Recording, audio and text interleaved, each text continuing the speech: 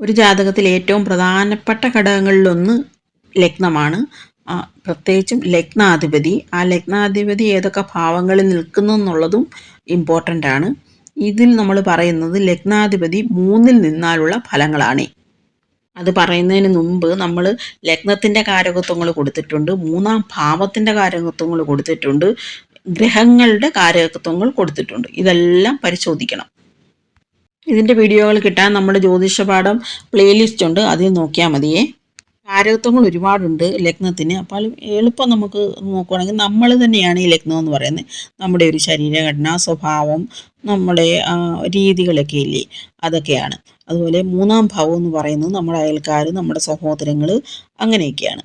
അപ്പോൾ ഈ ലഗ്നാധിപതി 3-ൽ നിൽക്കുമ്പോൾ ഇവരെല്ലാം, പ്രത്യേകിച്ചും ധൈര്യം, ആ ധൈര്യത്തിനെയൊക്കെ എങ്ങനെ ബാധിക്കുന്നു നമ്മൾ നോക്കണം. 3-ാം ഭാവം എന്ന് പറയുന്നത് ഈ കമ്മ്യൂണിക്കേഷൻ്റെ ഭാവമാണ്. പിന്നെ നമ്മുടെ അയൽക്കാരുടെയൊക്കെ ഭാവമാണെന്ന് പറഞ്ഞല്ലോ.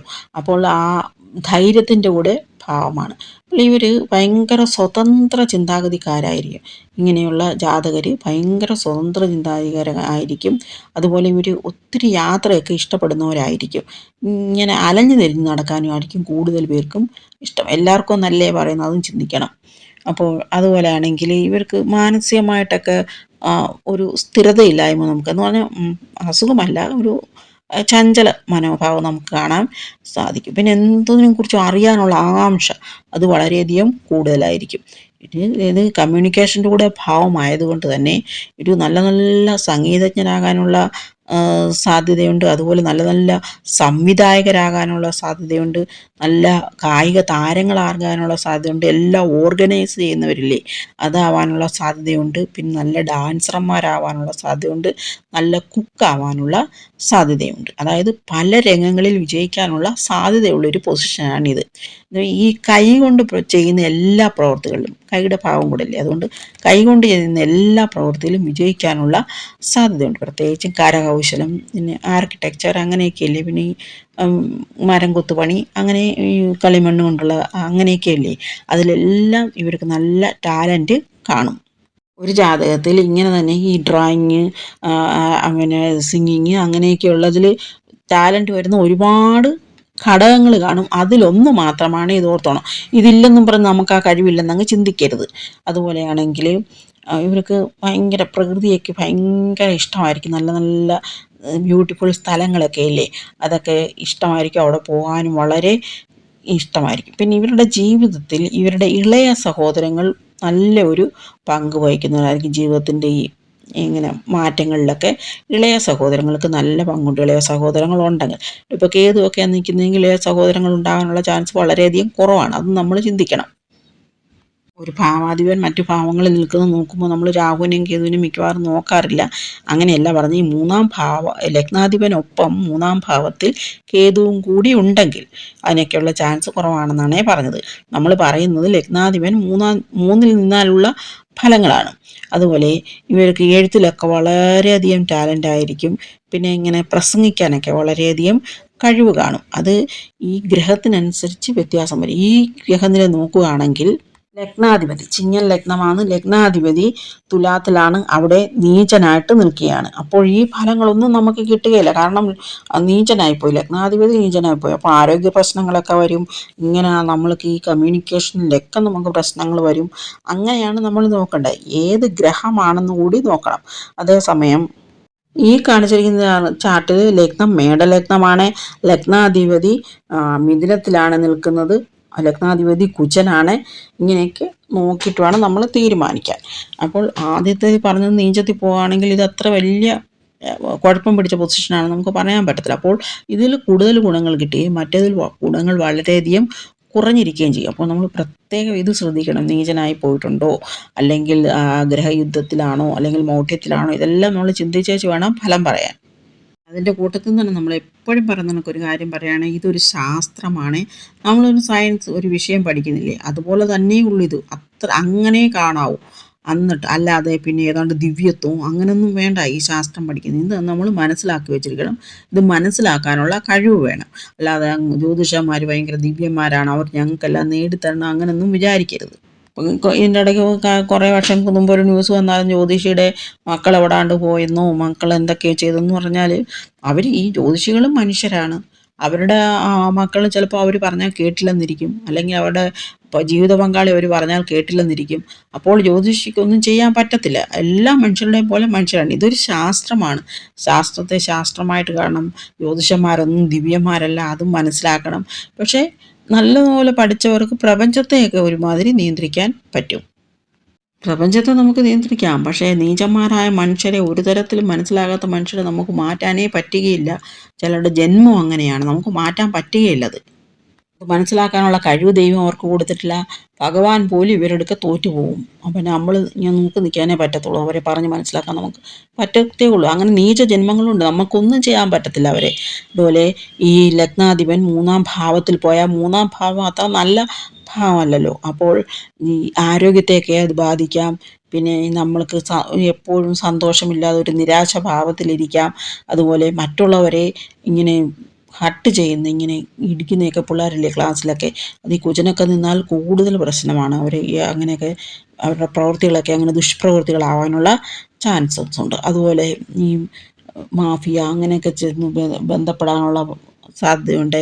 പിന്നെ ഗുണ്ടായുസമൊക്കെ ഉണ്ട്, ആരും പറഞ്ഞാൽ കേൾക്കാത്ത ഒരു അങ്ങനെയൊക്കെ വരാം ഈ ലഗ്നാധിപൻ 3-ാം ഭാവത്തിൽ പോയാൽ. കതിരെ കൊണ്ടുവന്ന് വളം വെച്ചിട്ട് ഗുണമില്ലെന്ന് പറയുന്നത് കേട്ടില്ലേ. അതുകൊണ്ട് നമ്മൾ ഒരു കുഞ്ഞ് ജനിക്കുമ്പോഴേ നമ്മൾ അതിൻ്റെ ജാതകം നോക്കണം. അപ്പോൾ ഇങ്ങനെ ലഗ്നാധിപൻ 3-ലാണ് നിൽക്കുന്നത്, അതുമല്ല ക്രൂരഗ്രഹങ്ങളൊക്കെ ആണെങ്കിൽ നമ്മൾ ആ കുഞ്ഞിനെ കുഞ്ഞുനാളിൽ തൊട്ടേ ട്രെയിൻ ചെയ്യണം. അതിനുള്ള കൗൺസിലിംഗ് ഒക്കെ കൊടുത്തിട്ട് മാനസികമായിട്ട് ബുദ്ധിമുട്ടുകളൊക്കെ ഉണ്ടെങ്കിൽ അതൊക്കെ മാറ്റിയിട്ട് കൗൺസിലിംഗ് കൊടുക്കണം. അല്ലാതെ നമ്മൾ കതിരെ കൊണ്ട് വളം വെച്ചിട്ട് ഒരു ഗുണവുമില്ല. ആദ്യം തൊട്ടേ നമ്മൾ പ്രവർത്തിച്ചെങ്കിലേ അവരെ മാറ്റാൻ പറ്റുകയുള്ളൂ. കൂടുതൽ പേരും ഇത് ലഗ്നാധിപനല്ലേ 3-ൽ നിൽക്കുന്നത്. അപ്പോൾ ആ സഹോദരങ്ങളോട് ഭയങ്കര സ്നേഹമുള്ളവരായിരിക്കും. സഹോദരങ്ങളെ നല്ലതുപോലെ കെയർ ചെയ്യുന്നവരായിരിക്കും. നല്ല ധൈര്യവാന്മാരാണെന്ന് പറഞ്ഞില്ലേ. ഏത് അഡ്വഞ്ചറസ് തിങ്ങിലും ഏർപ്പെടാൻ ഒരു മടിയും കാണത്തില്ല. നമ്മൾ ഈ ഡിസ്കവറി ചാനലൊക്കെ കണ്ടിട്ടില്ലേ, അവർ എന്തൊക്കെയാണ് ചെയ്യുന്നത്, നമ്മളൊന്നും അന്ന് നമുക്ക് ചെയ്യാനേ പറ്റത്തില്ല.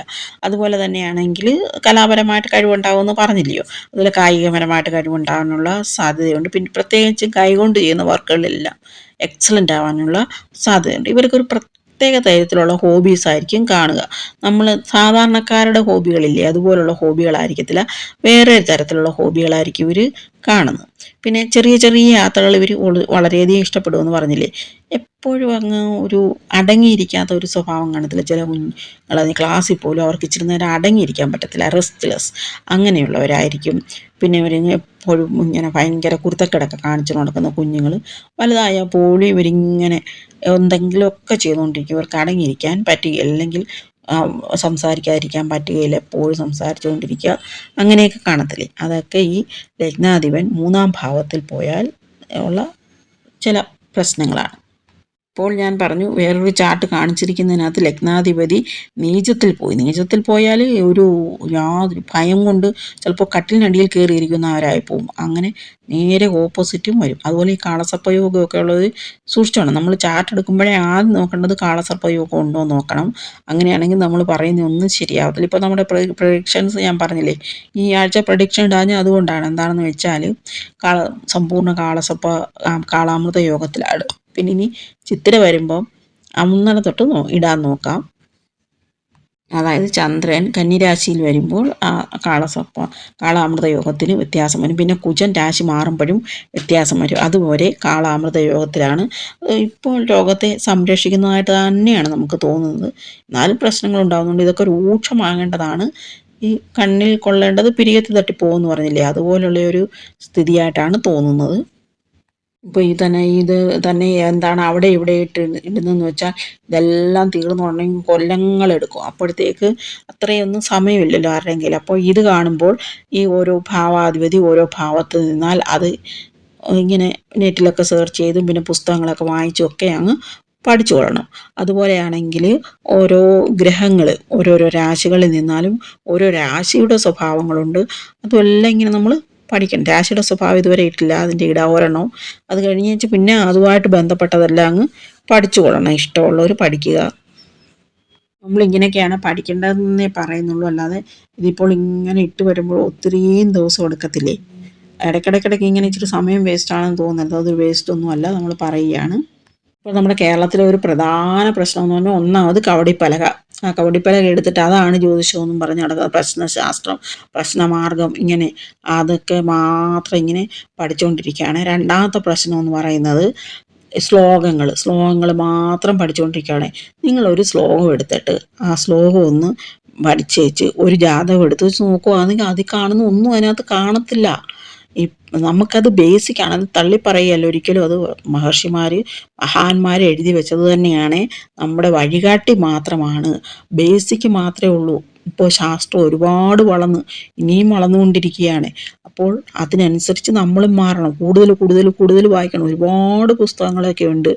ഇങ്ങനത്തെ ഈ പൊസിഷൻ കൂടുതലും കാണുന്നത് സംരംഭകരിലും ബിസിനസ് മാനിലും ഒക്കെ ആയിരിക്കും കൂടുതൽ. അത് അവർ തന്നെത്താനെ ആ ഒരു ഇൻഡിപെൻഡൻ്റായിട്ട് നിൽക്കാൻ ആഗ്രഹിക്കുന്നതെന്ന് പറഞ്ഞില്ലേ, അതുകൊണ്ടാണ് ഇത്.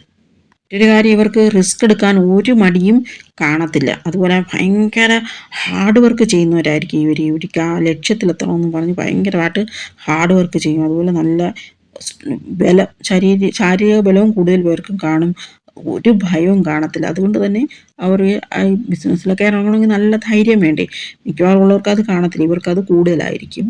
ഇതത്ര നല്ല പൊസിഷൻ അല്ലെന്ന് കണ്ടു. അപ്പോഴാണെങ്കിൽ ഇവർക്ക് ഇവരുടെ സഹോദരങ്ങളുമായിട്ട് എപ്പോഴും വഴക്കിട്ടുകൊണ്ടിരിക്കും. ഇവരുടെ ഈ ധൈര്യവും ഇവരുടെ ആ സ്വതന്ത്ര ചിന്താഗതിയും കാരണം മറ്റുള്ളവർക്ക് ഇവരെ ആക്സെപ്റ്റ് ചെയ്യാൻ പ്രയാസമായിരിക്കും. അപ്പോഴിങ്ങനെ വഴക്കുകൾ, ഇങ്ങനെ സഹോദരങ്ങളുമായിട്ടുള്ള വഴക്കുകൾ കൂടുതലായിരിക്കും.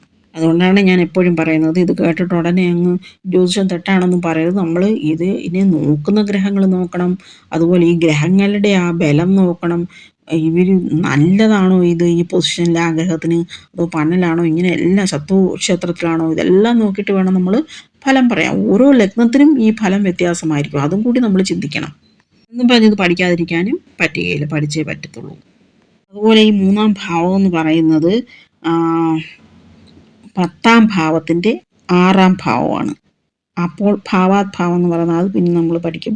അന്നേരം ഈ നമ്മുടെ ഈ ജോലി സ്ഥലത്തൊക്കെ ഒത്തിരി ശത്രുക്കൾ ഉണ്ടാകാനുള്ള സാധ്യതയുണ്ട്. കണക്കിലൊക്കെ നല്ല ശോഭിക്കാനുള്ള കഴിവാണ്, നല്ല ബുദ്ധിയായിരിക്കും ഇവർക്ക്. അതുപോലെ വിദേശ വാസയോഗമൊക്കെ കാണും. വിദേശത്ത് തന്നെ പല പല രാജ്യങ്ങൾ സന്ദർശിക്കാനുള്ള അവസരവും പലർക്കും വന്നു ചേരും. അതൊക്കെ ഈ ഗ്രഹത്തിന് അനുസരിച്ചാണ് ഇരിക്കുന്നത്. ഇതിൻ്റെയൊക്കെ പ്രസംഗിക്കുന്ന കേട്ടില്ലേ, വാക്കുകൾ കൊണ്ടൊക്കെ മായാജാലം തീർക്കുമെന്ന്. അങ്ങനെയൊക്കെയുള്ളവരുടെയും ഈ ലഗ്നാധിപൻ 3ാം ഭാവത്തിലാകാനുള്ള ചാൻസ് വളരെയധികം കൂടുതലാണ്. അത് നല്ല പൊസിഷനിലായിരിക്കണം, അല്ലെങ്കിൽ മൊത്തം മാറിപ്പോകുമേ. ഈ ഗ്രഹത്തിന് ബലമില്ല, അല്ലെങ്കിൽ ആ ഗ്രഹം നല്ല പൊസിഷൻ അല്ലെങ്കിൽ, ഇപ്പോൾ ചിങ്ങൻ ലഗ്നക്കാരാണ്, തുലാത്തിലാണ് സൂര്യനെങ്കിൽ എന്ത് പറ്റുമെന്ന് വെച്ചാൽ സഹോദരങ്ങളുമൊക്കെ ആയിട്ട് പന്ന ബന്ധമായിരിക്കും. അതുപോലെ ആ ഇളയ സഹോദരങ്ങൾ കാണത്തില്ല, അല്ലെങ്കിൽ ഇളയ സഹോദരങ്ങളുമായിട്ട് എപ്പോഴും വഴക്കുമൊക്കെ ആയിരിക്കും. എല്ലാത്തിലും തർക്കങ്ങളായിരിക്കും, ഒരു സ്നേഹവും കാണത്തില്ല. അങ്ങനെയൊക്കെ വരും. അതായത് നേരെ ഓപ്പോസിറ്റ്, നമ്മൾ പറഞ്ഞതിൻ്റെ നേരെ ഓപ്പോസിറ്റ് ഫലം വരും. അതേ സൂര്യന് നല്ല ദൃഷ്ടി, നല്ല ഗ്രഹങ്ങളുടെ ദൃഷ്ടി വരികയാണ് എന്നുണ്ടെങ്കിൽ, അല്ലെങ്കിൽ നല്ല ഗ്രഹങ്ങളുടെ യോഗം വരികയാണെങ്കിലൊക്കെ ഇതും നല്ല ഫലങ്ങൾ തരും. അതായത് ലഗ്നാധിപതി അത് അത് പിന്നെ അവരുടെ ഉച്ചസ്ഥാനത്തിലാണെങ്കിലോ, അല്ലെങ്കിൽ മൂലത്രികോണ സ്ഥാനത്തിലാണെങ്കിലോ, സ്വന്തം ക്ഷേത്രത്തിൽ അല്ലെങ്കിൽ മിത്ര ക്ഷേത്രത്തിലൊക്കെ ആണെങ്കിൽ ഫലം വ്യത്യാസമായിരിക്കും. ഇനി അയൽക്കാരുമായിട്ടൊക്കെ എപ്പോഴും വഴക്കിട്ടുകൊണ്ടിരിക്കുന്നവരെ കാണത്തില്ലേ, അവരുടെയും ലഗ്നാധിപതി ചിലപ്പോൾ 3ൽ പോകാനുള്ള ചാൻസ് ഉണ്ട്. അതുകൊണ്ടാണ് ഈ വഴക്കൊക്കെ വരുന്നത്. നല്ല പൊസിഷനാണെങ്കിൽ അയൽക്കാരുമായിട്ട് നല്ല ബന്ധമായിരിക്കും, അത് നമ്മൾ ഓർക്കണം. അപ്പോൾ ഈ ലഗ്നാധിപതിക്ക് പാപബന്ധം എങ്ങാനും വരികയാണെങ്കിൽ, പ്രത്യേകിച്ച് രാഹുവിൻ്റെ കേതുവിൻ്റെയൊക്കെ ബന്ധം വരികയാണെങ്കിൽ വളരെയധികം നമ്മൾ സൂക്ഷിക്കണം. ചന്ദ്രൻ്റെ ശുക്രൻ്റെയൊക്കെ വരികയാണെങ്കിൽ വളരെ നല്ലതുമാണ്, അങ്ങനെ നമ്മൾ നോക്കണം.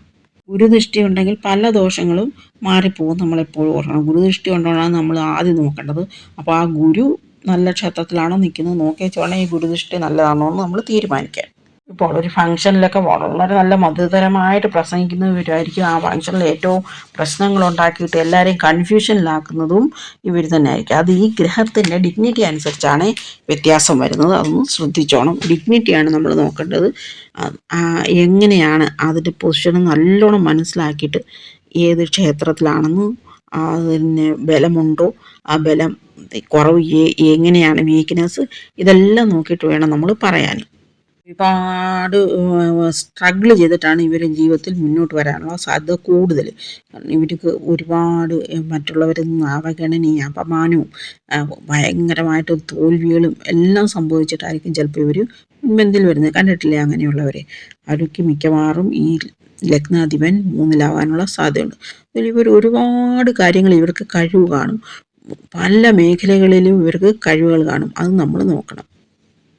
കുട്ടിക്കാലത്തൊക്കെ ഇവർക്ക് ഒരു റെസ്പോൺസിബിലിറ്റി ഒന്നും കാണാൻ ചിലപ്പോൾ ഇങ്ങനെ പഠിത്തത്തിൽ ഉഴപ്പി നടക്കുന്നവരൊക്കെ ആകാനുള്ള ചാൻസ് ഉണ്ടെന്നാണ് പറയുന്നത്. എങ്ങനെ ആവുമെന്നല്ല, അതിനൊക്കെയുള്ള ചാൻസ് ഉണ്ട്. പക്ഷേ ഒരു മധ്യവയസ്സ് കഴിഞ്ഞ് പെട്ടെന്ന് ഇവർക്ക്, മധ്യവയസ്കല്ല, ഒരു ടീനേജൊക്കെ കഴിഞ്ഞിട്ട് പെട്ടെന്ന് ഇവരുടെ ജീവിതത്തിൽ ഒരു മാറ്റം കാണാൻ പറ്റും നമുക്ക്. പെട്ടെന്ന് റെസ്പോൺസിബിലിറ്റി എടുക്കുക, ഹാർഡ് വർക്ക് ചെയ്യുക, ജീവിതത്തിൽ വിജയിക്കണമെന്നുള്ള ഒരു ചിന്ത വരികയൊക്കെ ചെയ്യുന്നതായിട്ട് നമുക്ക് കാണാൻ പറ്റും.